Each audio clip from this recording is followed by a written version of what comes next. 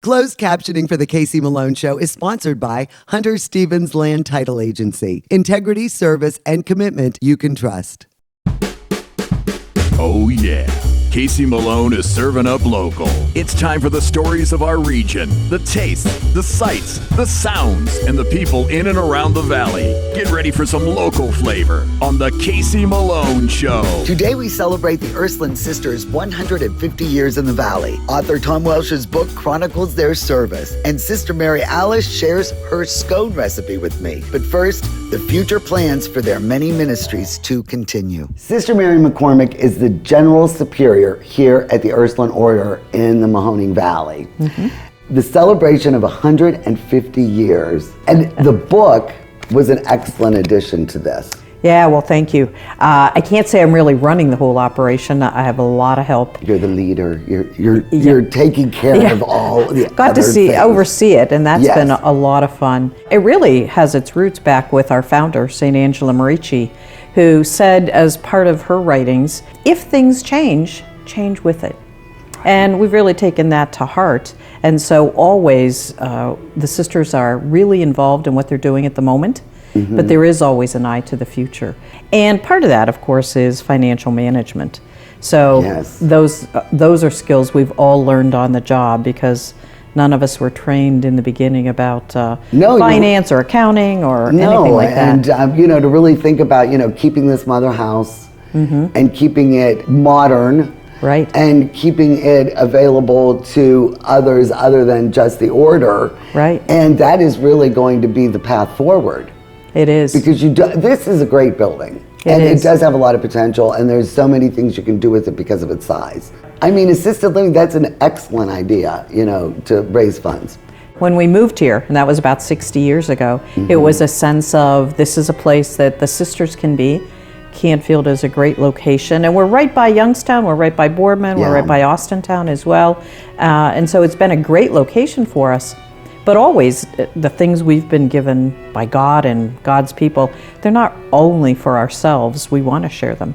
Yes. So as there are fewer of us, we made arrangements to have apartments for independent seniors, and now we're looking to having assisted living for the sisters, so they can spend the rest of their lives here and age in place, but also for lay people. And we want to continue to share our space. It's been a great blessing to us. Right. People have come here for lots of things, for prayer, for music lessons, for water aerobics, for silver sneakers. Love that pool. I mean, and everything is being restored. You're really updating everything. Yes. When I was reading the book, I noticed you came in the mid-70s. I did. Right at the 100th anniversary time. It was, right. I mean, can you believe you're here for your 50th? Doesn't that seem impossible? Well, it does seem hard to believe it's 50 years ago. I know. It'd be 50 years of service. So what are you doing? You're up at the university now? I teach at St. Mary's Seminary and Graduate School of Theology. Have taught there for the last 25 years or so. And so it's been a great experience to share the education that I received on behalf of the Ursuline Sisters, to continue to share that with a new group of church leaders. It's the seminary for priests. Yes. It's also a place of theological training for lay people, for permanent deacons. There is a new sense of, all right, how do we proclaim the gospel of Jesus? How do we do it in this new context in which we live? There's a part that's always being faithful to the gospel, and certainly the sisters have been doing that, but we're in a new context, in a new era. So it is a time of saying we need to rethink how we do things. We need to rethink structures. We need to rethink the way that we imitate the life of Jesus and the good works that he did. Well, we have another Dr. Sister here. Sister Dr. Patricia McNicholas. And you have really witnessed a lot of the changes of the Ursulines. Yes, definitely. I am the last person clothed in the old traditional habit. You really knocked down all those walls of the mystery where it's so formal and, you're not cloistered, you're really amongst everyone.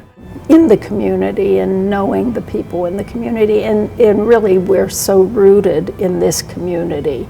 150 years in one community has had just such an impact on us and vice versa. We have a vision that this commitment to this community and these services, especially to the poor, the disabled, those who need special care, will continue. And we've put the system in place to enable that to continue beyond us. What I really liked was what Bridget Kennedy said.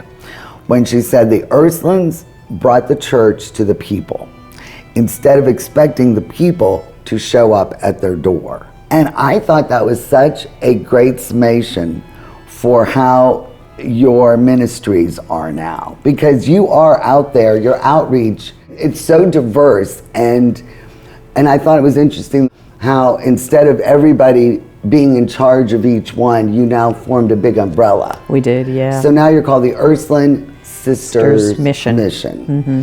And that's part of the rethinking and restructuring. The impetus for that, of course, came from the gospel. What would Jesus do? What would St. Angela do if they were alive today? Right. And part of it was, like Jesus, seeking out the people who otherwise wouldn't get noticed. Right. And that's what the sisters did. And it usually came from where we met them, either in a school or in a parish or somewhere that we just happened to come across them. And all of a sudden it was like, boy, they're suffering, and it seems like a really major thing, not only for them, but for other people as well. How can we help? Right. What can we do? And that's how it started. At the beginning of the 80s, when we had no idea really what the AIDS, HIV, there was, it was almost a pandemic. People were so freaked out by it. And you were the first real order to step in and say, medication, they need help. A lot of them have been turned out. And that is still going strong. It is, yeah. It started really small.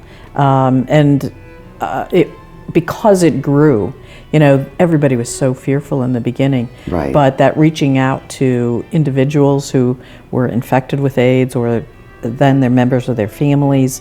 And, once you touch a family, once you touch a small group of people, word of mouth has the way of catching on. And that's really the whole sense of taking the church to people. It's having faith, it's a sense of being rooted in faith that looks to the future and says, as long as people still need help, we're going to find ways to do that. And so there is that sense of mission, that there's always something new to be done. There's always some good work, and the sisters do it where they can still, and then our colleagues in ministry take it on too and continue to work. Take off with the Casey Malone Show. Woo-hoo!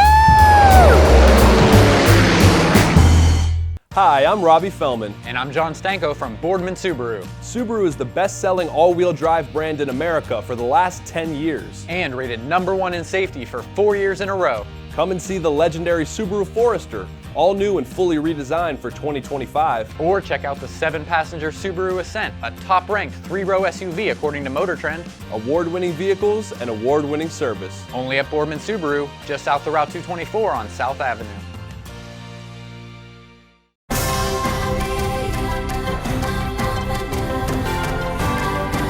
Giving is living. I'm Elizabeth Bernard. For more than 30 years, I've provided our Valley with sound legal advice. My associate Jennifer Rigetti and I will be your legal representatives if you're involved in a car, truck, or motorcycle accident. Don't try to handle it yourself. We'll navigate the red tape of dealing with doctors, medical insurance, and all the obstacles that you'll face. Remember, there are no upfront fees on personal injury cases, and hiring a lawyer does not mean you have to go to court. Call attorney Elizabeth Bernard, local legal experience for more than 30 years. Shop C-Max Northside Appliance in Struthers, the local appliance store that beats big box prices every day. 3 generations serving Youngstown, Ohio, soon to be our 4th.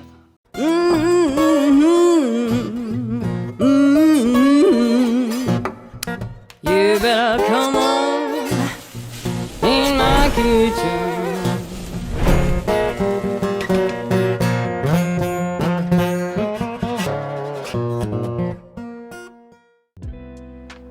Well, it is an honor to have one of the stars of the Ursuline Sisters of Youngstown book right here in my kitchen. Sister Mary Alice Coble, right here, center stage in the book when you took your final vows. That was the day I entered the community. It was when I got the habit. And you know, it started out, you were all teachers. I mean, We were. You taught, and what was your subject? I taught elementary, so I taught almost every grade in the elementary grades, and then after 9 years of teaching, I became a principal at St. Joseph in Austintown. Really? Then I was the principal at St. Rose in Girard. And then I was the principal at St. Charles in Boardman. You know, grass did not grow under your feet. When one door shut, you found another avenue how to serve. That's right, because we responded to the needs. You know, at different times in history, a different need would surface. And many times the Ursuline Sisters would step up, and that's all chronicled in the book. It is. Tom He did a great good job, didn't Very he? good job. Because I mean, that was a lot to wade through. Absolutely. But I did think, I really, this is a great book. Honestly, even if you're not Catholic, I think it's a history of our area and the world, and how, you know, you were affected, and how the whole world, it just really is a great history. And now we're going to make some scones. Yes. And when I found out that you've perfected this recipe, huh? I've been making it for a while, yes. And I mean, she's very exact. I mean, all of these, because it is a science. So we are going to make fruit scones, and you're not going to believe how easy this is. We're not waiting for the dough to rise or anything. So let's go over the ingredients. For this recipe, you will need 2 cups of all-purpose flour, 1/3 of a cup of sugar, a tablespoon of baking powder, 1/3 of a teaspoon of salt, 6 tablespoons of unsalted butter, chilled and cut into slices or little cubes, 3/4 of a cup of dried sour cherries, or you can use craisins, yellow raisins, or any other dried fruit, and 1 cup of heavy whipping cream. We're going to add the flour. All right, you don't sift it or anything, just No. all-purpose flour. Sugar. So much sugar in there. No, 1/3 of a cup. Salt. Baking powder. And I just swish that around a little bit to mix them up. Then the butter, which is chilled and cut into little pieces. And so I just mix this in as you would for pie crust, I guess, just until the butter is broken up. And you don't want to make it too small, because part of the rising in the scones is that the butter melts and raises the dough up. And you can't really use your hands, Nope. because you don't want that butter to melt. That's So exactly That's right. why you have to use your pastry cutter. I'm learning a lot. I'm not much of a baker, I'll have you know. So this looks done. Okay, so it's kind of crumbly. It's crumbly, little chunks of butter. Then you add the fruit First, huh? The fruit goes in first. right with the cream. So the fruit Okay. and the cream. And then mix this up. And this is where it can get a little testy, because it's easy at the beginning, but once that flour starts to absorb, it gets a little thick. And what's the yield on this? How many will this make? 12 of the size that I make. So it's going to rest for 2 minutes now, and then we'll come back and mix all that loose flour into the dough. I'm just going to take this dough now and just try to tighten it up a little bit, sort of like kneading it, but just getting all that loose flour mixed So you're in. just going to put it into one big ball? I am. All right, then what I do is just divide this dough in half to make 2 circles, 2 little patties. So I just eyeball it. And then form this into a little disc, sort of, till it's about a 1/2 inch thick. So you want it to kind of be shaggy.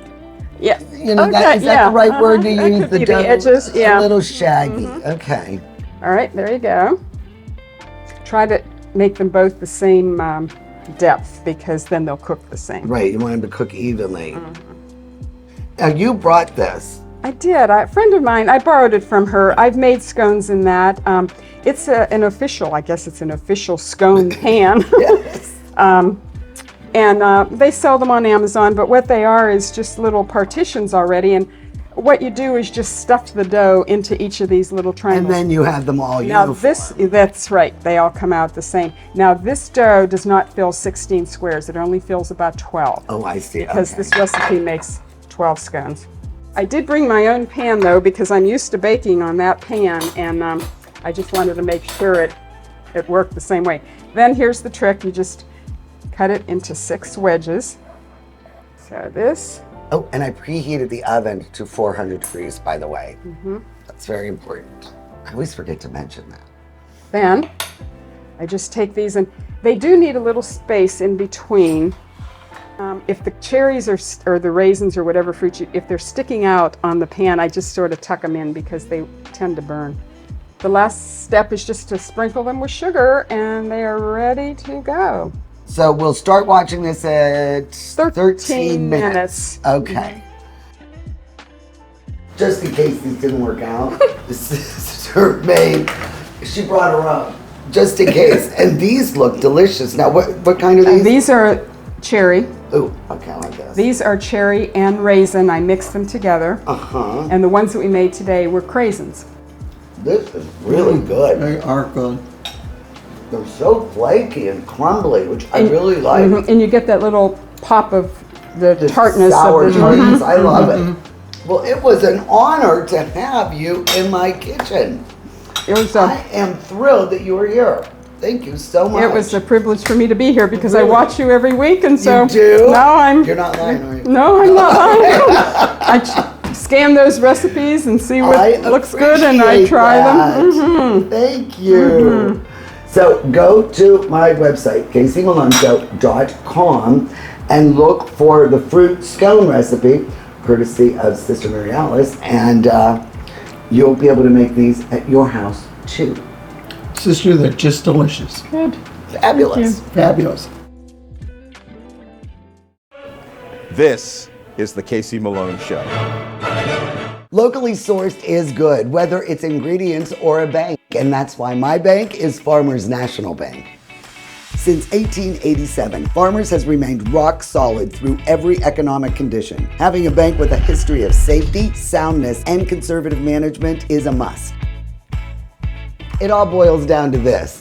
You need a bank that will help you reach your goals. I do too, and Farmers is mine. Farmers National Bank, rock solid.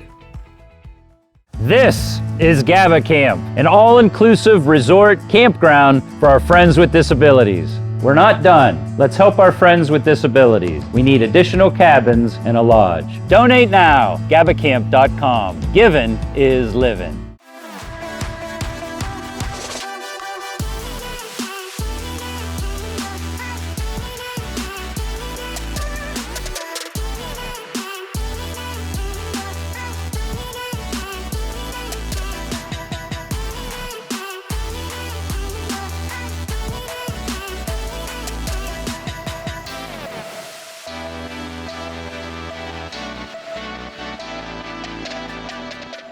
For over 75 years, Kamara Jewelers has been the destination for quality jewelry. Our collection has a piece for everyone, in every occasion. Whether you're starting a new chapter, celebrating a milestone, or showing appreciation for the special people in your life, you can find a piece that reflects your love. At Kamara, we're about timelessness. Our jewelry isn't just for special occasions, it's for everyday moments that deserve a touch of elegance. Locally owned, Hurricane Health and Wellness will help you weather the storm of your weight loss struggles. Safe and discreet, our experienced telemed team will prescribe the proper weight loss medication. Powerful weight loss solutions. Hurricane Health and Wellness. Rulli Brothers is way ahead of the competition. Check out Rulli Spice World, where you can buy bulk herbs and spices, plus candies, nuts, and fillings for pennies on the dollar. At Rulli Brothers Market, our family is in the store. Well, I'm here at Leanna's Books with esteemed local author Tom Welsh. Also, former classmate at the Academy. That's right. And you've written a lot of books about Youngstown, Strauss's, classic restaurants, Jewish Youngstown, and now you've done a really big pivot from Jewish Youngstown to the Ursuline sisters. In a sense, going home, because we're both alumni of the schools. Exactly. We both graduated from Ursuline, and actually we started our education together at Ursuline Preschool. Right. We used to carpool together. That's right. Well, there's a saying that looking into the past is like entering a foreign country, and that was about the case with the Ursulines, because obviously we both had a relationship with the Ursuline sisters. Right. But when you go back to the 1870s, for instance, really, I mean, we're not many people you could refer to on that. That's right. Not any, of course, right. And there are voices because of newspaper articles and journals and documents like that. But the fact is, Youngstown was very different. The religious community was very different. And at that point, of course, they were cloistered religious orders, so very different than they are today in terms of what they're able to do, and very much pushed in the direction of education, which was the great need at the time. Well, I really like the way you presented the book, because it's world history, local history, and then the way the sisters adapted to all the changes through time. And it really is a good way, I think, to present, the Ursuline Yeah, I think sisters. you want that context, and especially when you're dealing with an international institution like the Catholic Church. I love the pictures that are in this book. I mean, you go back to JFK's in here. Right. Some of the old pictures of the original convent, and then Sure. the newer ones with the habits and stuff. I mean, how did you collect all these photos? Because these are really interesting. We had, one person I should mention who played a big role in getting this project together from the very beginning, not only in selecting photos and finding them, but it was Michelle Gatz. Michelle Gatz, who was working mainly as the publicity coordinator for the Ursulines at that point. And Michelle is the one who first envisioned this project. She brought it to the leadership committee. This book would not exist without Michelle Gatz, Michelle Ristich Gatz. Well, And I think that's. you both did a wonderful job. Well, thank you. I appreciate it. I love I don't think you need to be familiar with the Ursuline sisters to appreciate this book. I think, because it is just another slice of Youngstown and the Valley that people, I think, will relate to regardless. While doing your research for this book, what was the most surprising thing? The most There surprising. had to be something that you found unbelievable, shocking, surprise, that, you did not know about the Ursuline sisters. Well, one thing that struck me was the novelty of their new missions. I was certainly aware of Beatitude House. I was far less aware of their work in the area of HIV/AIDS.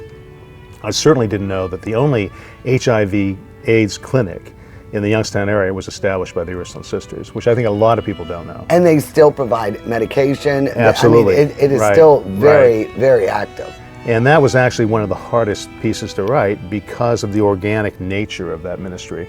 I mean, in the case of Beatitude House, you had Sister Peggy Sheets, who had a clear vision of what this should be and moved on it. The Masternicks, of course, donated the first Beatitude House, and I think Mrs. Masternick named it. But in the case of the AIDS ministry, it really developed from getting involved in a men's support group, making an appearance, announcing that they were going to come, and then everyone's waiting around. They said, well, why are you waiting around? They said, we're expecting some nuns. They haven't showed up, but they were in street clothing, so they didn't realize they were nuns. And then before long, they brought in speakers, and they became aware that some of these men were alienated from their own religious communities, their own churches. And so they said, well, we'll meet at the Mother House, so we'll have a kind of a spiritual support group. And then they realized these men had material needs, so they opened up a pantry because many of them were on food stamps and couldn't get certain items. And then they opened up a cafe, meals. Then they opened up a child service program, Casa Madre. And I think Bridget Kennedy was heavily involved in that. Yes. And in any case, I was talking to a friend about that. He said, I said, that was just so difficult to write because it wasn't something that was on the drawing board and realized exactly the way it was planned. It evolved. And he said, well, that's the Holy Spirit. And that's what the Ursulines would certainly say. And it continues today, and people, right. it is not on, mid-'80s. I mean, people don't even really think about it any longer. Right. But it's still here. Right. And it's still incurable, and there is still, needs that you have to. Yeah, again, what I think what I found most surprising is how far ahead of the curve they were at almost every inch of this story, at every portion of the story. And that was probably the biggest surprise, is just how progressive this supposedly Orthodox group of sisters is, right, in terms of meeting the needs of the times. It was a gratifying project, and I think what some people said, in fact, Ed O'Neill, who wrote the foreword, said that this is a nice story about Youngstown. This is not, it's colorful, it's engaging, but it's also a positive story.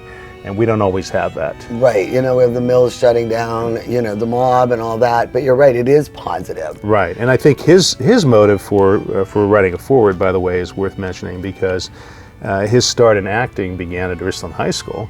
He was an athlete who expected to have a professional career, and Sister Rosemary Dybel, the head of the theater program at the time, and she got Ed involved in something called dramatic interpretation. He was the only boy in that particular program. But she saw something. She saw something in him, and he started to win prizes. And so, in any case, when they're having a Christmas show called The Three Wise Guys, which was which was a play on a riff on the three magi, of course, three wise men. He got the role of the priest, interestingly enough, in this show that was about three hoodlums who have a kind of conversion experience. But in any case, it was not only a big hit at Ursuline, but it was broadcast live at WKBN. And he credits her for having planted that seed.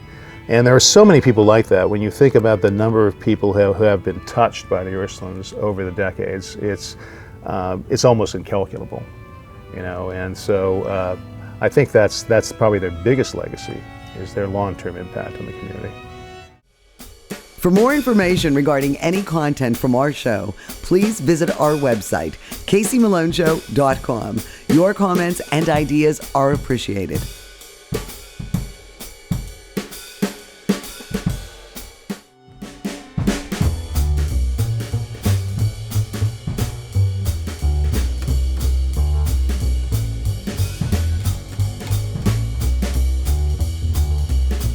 The Casey Malone Show is sponsored in part by Denise and John York and the DeBartolo Corporation.